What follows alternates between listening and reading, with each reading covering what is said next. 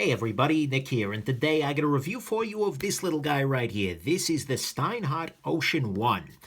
This is a really interesting little wristwatch from Steinhart, which is a brand that doesn't get a whole lot of love and respect. We'll talk about why later, but I think they've done a really nice job here. So, first off, let's talk a little bit about the size here.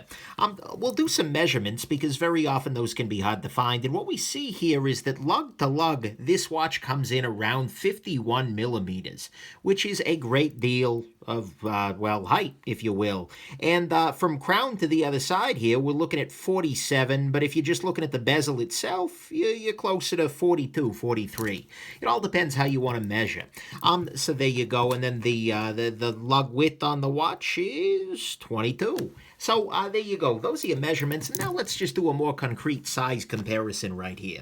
This is your Casio F108 and F91W to compare on the quartzy end of things. Right here is an Omega Seamaster Aqua Terra. On a leather strap here, so you can see, not a terribly, well, it's a little bit larger than this little guy, but not by a huge factor. Right here is an Omega Seamaster Professional, also in quartz. And right here is an Omega Planet Ocean, Seamaster Professional Planet Ocean Master Chronometer. And so you can see here, these are both relatively substantial watches, although this guy is actually meaningfully thinner, which honestly doesn't take much relative to this guy here. So there you go. That's your size comparison. Then finally, I just want to note, I ordered this guy directly from Steinhart Watches over there in Europe. I paid in euros, and they actually shipped really quickly. They did like second-day FedEx shipping, which was pretty impressive. So that's nice. So there we go. Let's jump into the good, the great, the bad, and the ugly of this interesting little wristwatch here.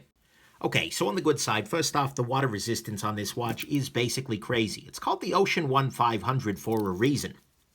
That is because it is a 500 meter or 50 ATM water-resistant watch. That means that you just don't have to think twice about water. By the time that water kills this watch, you are already dead from said water. That's kind of nice. Do you need it? Absolutely not. I mean, 100 meters is fine for pretty much everybody, but, hey, why not, right? The other thing to note is that it's not a terribly thick watch. I mean, it's thicker than some, but it's not, oh my God, insane thick, and you still get the transparent case back. So that's actually kind of an impressive little bit of engineering there. Next thing, actually is that transparent case back here. You can see through to the nice little movement here. This is an ETA 2892-A2 top movement, and you can see that it is actually kind of decorated. You can see a little bit of perlage on the bridge there. You can see, if I move the rotor out of the way here, you can see the little balance wheel going. And to me, at least personally, it's always a joy to see a movement that is open-backed on a mechanical, because you can actually get to see that it is mechanical. You can get to see some of the little gears spinning. That increases my enjoyment. Maybe not for everybody, but it is a nice thing there. Next thing, that movement that I was just showing you is a good movement. It's an ETA movement, so it's serviceable in most places. It's a well-known variant of the ETA. I mean, 2892 is not an uncommon movement, and it's got good features. For instance, it's got a quick change date, which you can see quick change during a prior take of this.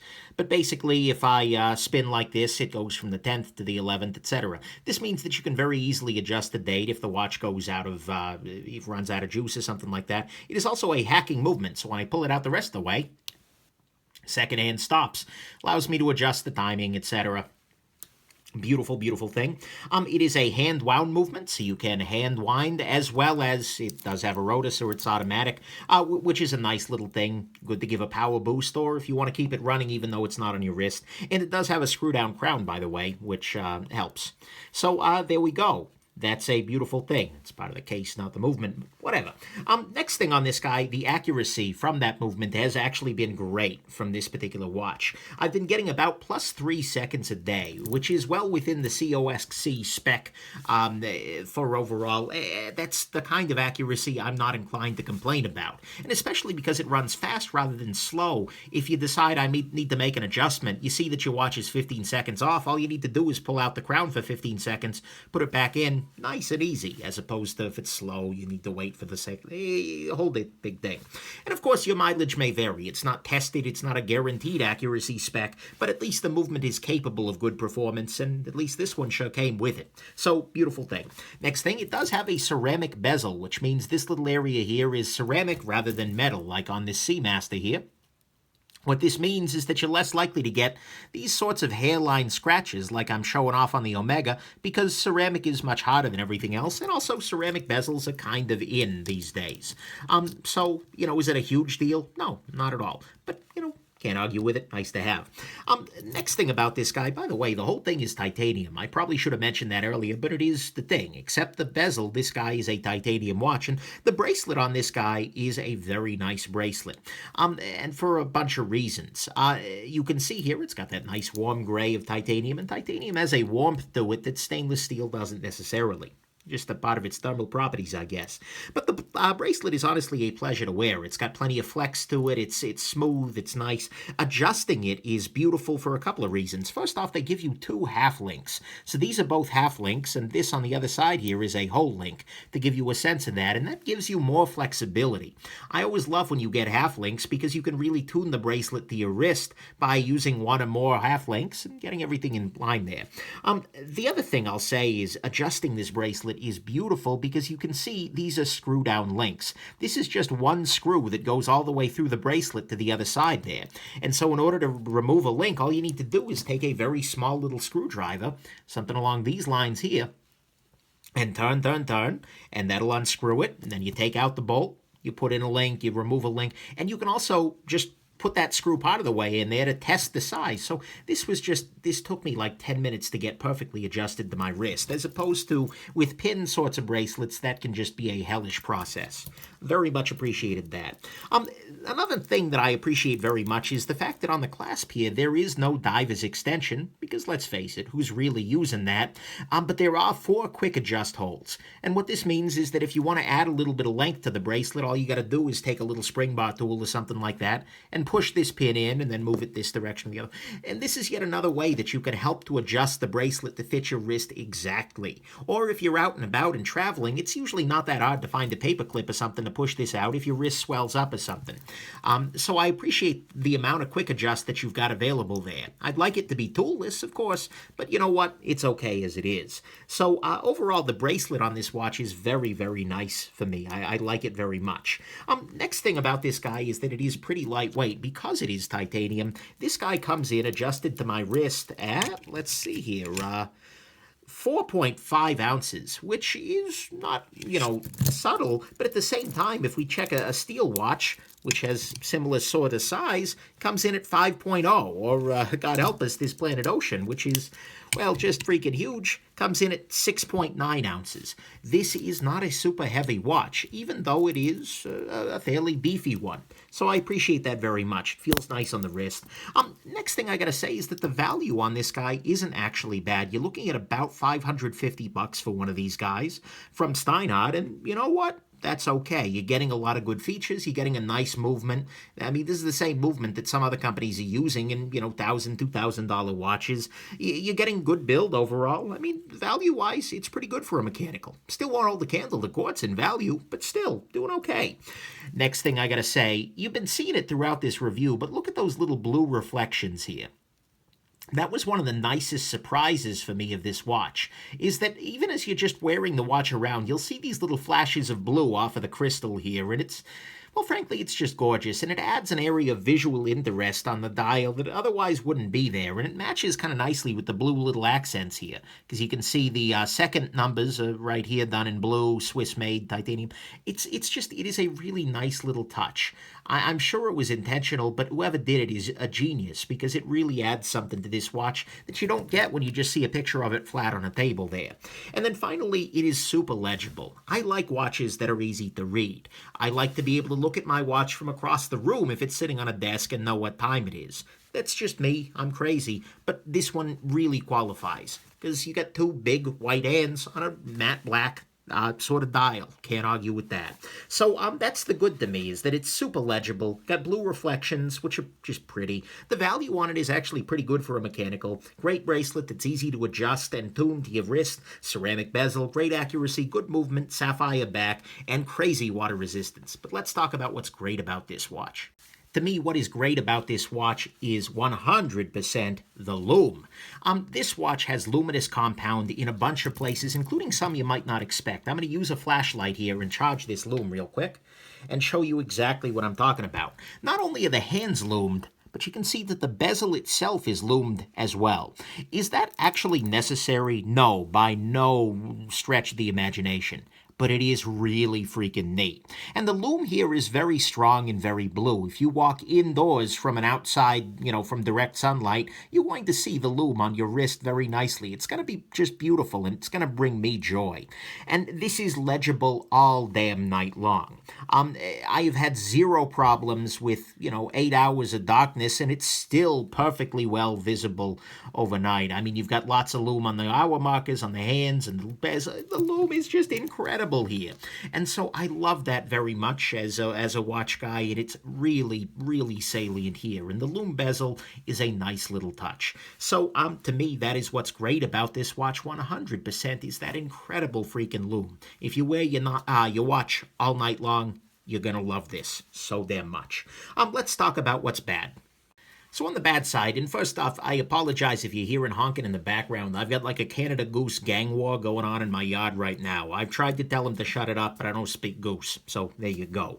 Next thing, I don't love the Steinhart logo on this watch. I'll be honest with you here. I mean, it looks a little bit goofy, honestly, and I'd almost have preferred if they just used the text here. And they've got it again up on the crown here. It's okay, but this is a watch that could look a lot more serious and interesting without that silly little logo.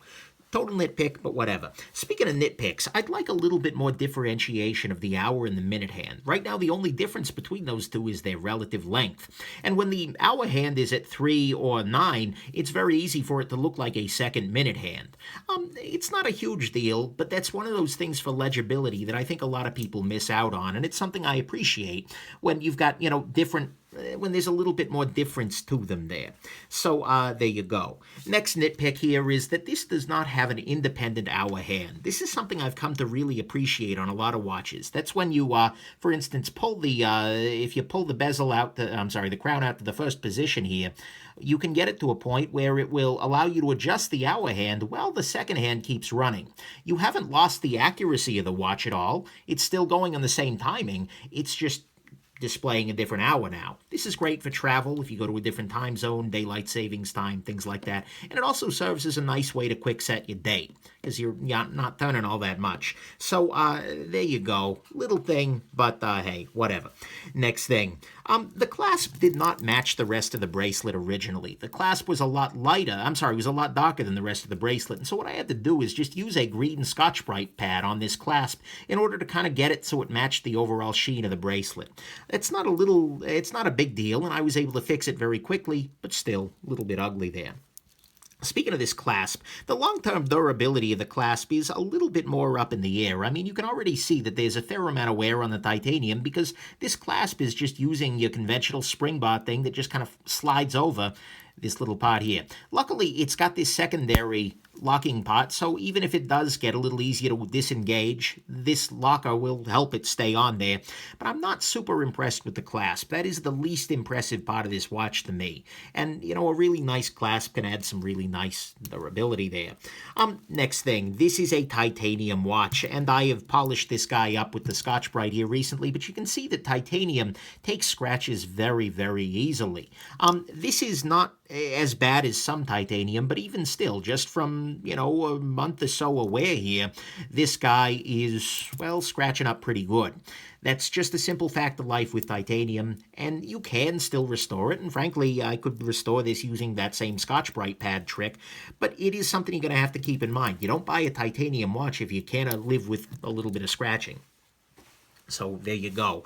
Speaking of that titanium, one thing that does bug a lot of people about this watch is that the titanium in the body of the watch, in the case, does not match the steel of the bezel here.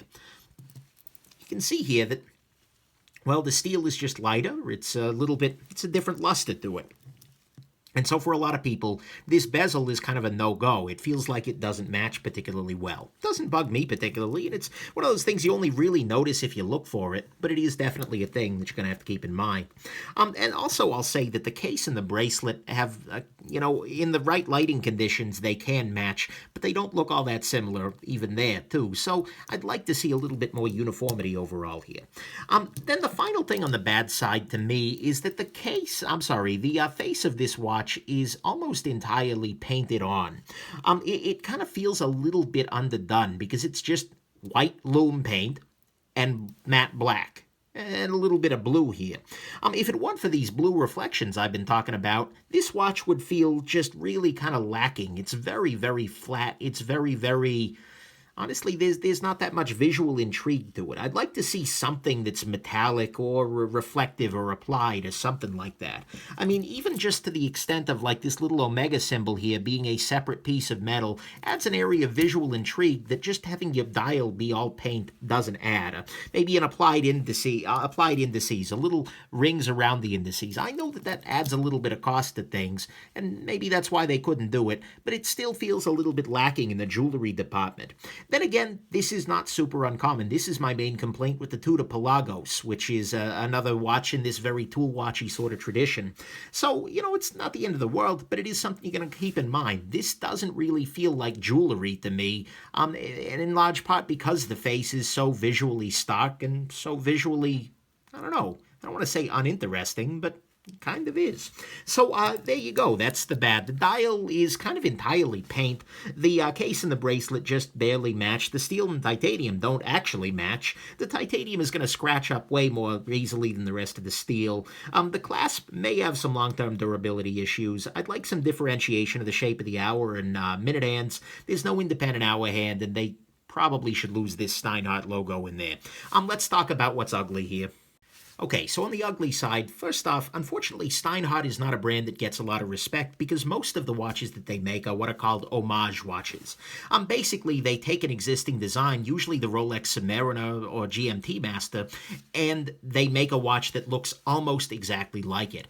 They'll change the logo, of course, but everything else is designed to just look like a Rolex Submariner that's labeled as a Steinhart. They're not making counterfeit Rolexes, they're just making watches that are basically Rolex Submariners with a different name on them. This is really lazy, and it's not something that gets any respect in the watch world. But the problem is that this piece right here is actually a fairly unique watch. Sure, there's some inspiration from the Tudor Pelagos here, but, it's got different hands. It's got a bunch of different elements to it here. And even though this is unique, though, and I think it is a very nice showing. I mean, this is a very nice... It's a compelling example of Steinhart doing their own thing well. They're not going to get that much respect, and a lot of watch guys are going to look down their noses at you because you're wearing a brand that mostly makes knockoff Submariners. And so I do hope that Steinhart is able to do more of these unique designs and less of these, hey, let's just copy Rolex designs, and get more respect that way, because this does deserve some respect.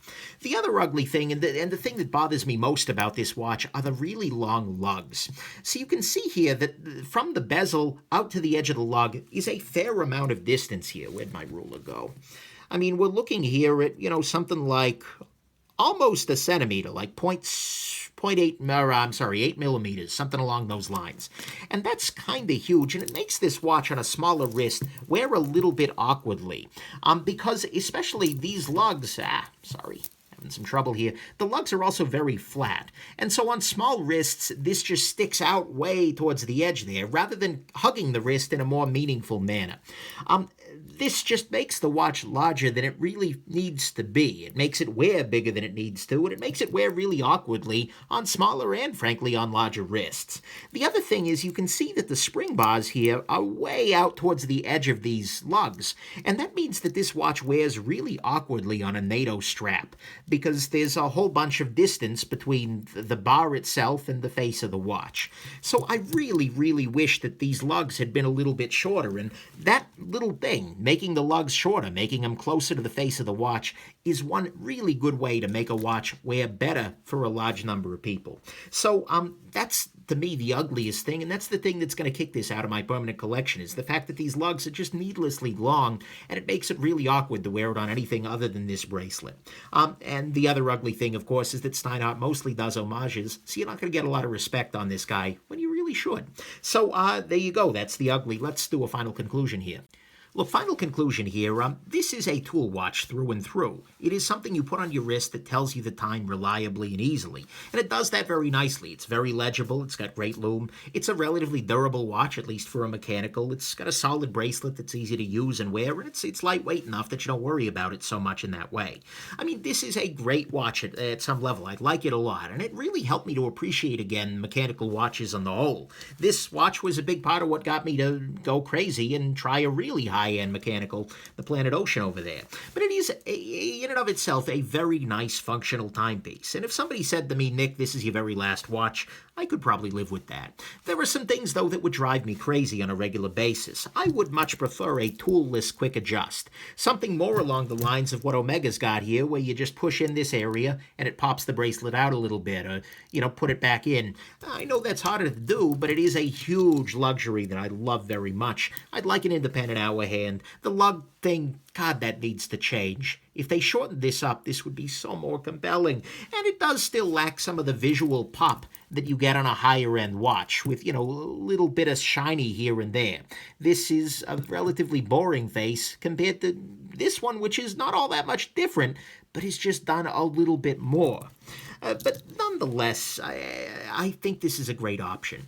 I do hope in the future that they're going to drop a steel version of this watch. This is just a plea more than anything, because I think that would be differently compelling, but also very compelling, because then the bezel would match everything else. Steel has some advantages in terms of polishing and maintenance and things like that. It takes less scratching, and frankly, the substantial feel of steel is something that a lot of people, myself included, do prefer.